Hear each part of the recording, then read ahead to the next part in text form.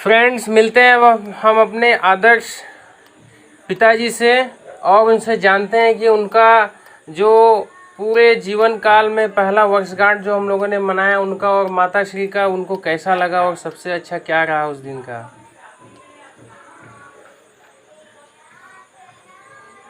Hello, आप सभी को नमस्कार। मैं राहुल का पिताजी बोल रहा हूँ और राहुल हमारे परिवार का सबसे छोटा बेटा है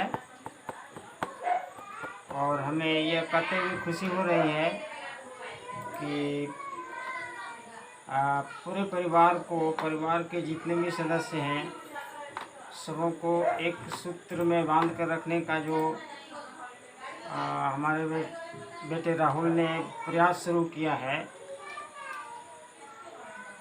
उस पर हमें बहुत फक्र है। हमें तो ये मालूम भी नहीं था कि हम शादी के बंधन में कब बंधे, हमारी शादी कब हुई और शादी का वर्षगांठ मनाते हुए देखे थे, लेकिन व्यक्तिगत रूप से हम अपने परिवार में या खुद शादी का वर्षगांठ नहीं मनाए थे, सालगिरह नहीं मनाए थे। लेकिन राहुल जो हमारा सबसे छोटा पुत्र है उसके प्रयास से 30 जून 2022 को एक प्रोग्राम रखा गया एक शिव मंदिर में, जहाँ पर कि शिव चर्चा का आयोजन मुख्य रूप से रखा गया था। उसी आयोजन में शादी का सालगिरह का भी आयोजन रख दिया गया था। इस बारे में मुझे कुछ भी पता नहीं था,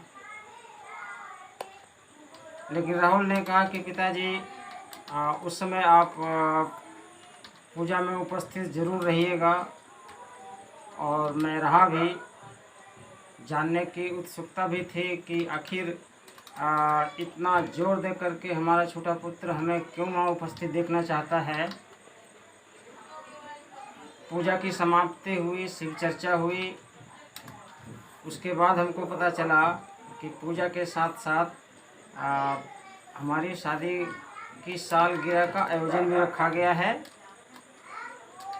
तो मैं इस बात पर जोर देता हूँ कि हमारे परिवार में जितने भी सदस्य हैं, हमारे 3 पुत्र हैं, जिसमें से हमने बता दिया है कि राहुल मेरा सबसे छोटा पुत्र है और वो इस और प्रयास रहता है कि हमारा परिवार बिखरे नहीं, हमारा परिवार एक सूत्र में बंधकर रहे और आगे की ओर बढ़ता रहे। तो एकाएक मैं आश्चर्य में पड़ गया कि हमारी शादी की सालगिरह आज मनाने जा रहा है।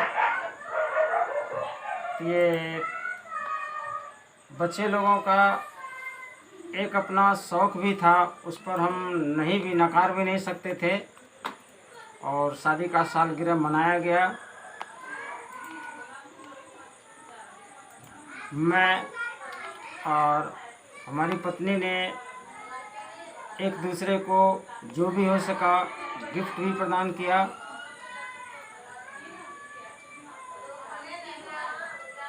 आशीर्वाद के रूप में हम अपनी पत्नी को और अपने बेटे को ये कहा कि तुम्हारा यह प्रयास सफल हो और आगे बढ़ता रहे।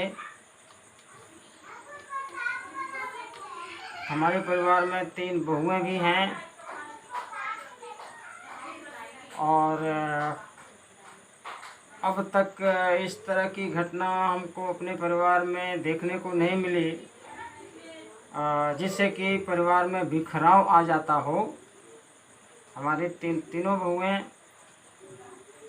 जैसा कि हम देखते हैं मेल मिलाप से रहती हैं और इस तरह के परिवार में सामंजस्य को हम एक वरदान के रूप में देखते हैं जिसे हमको ईश्वर ने ऊपर से दिया है। आखिरकार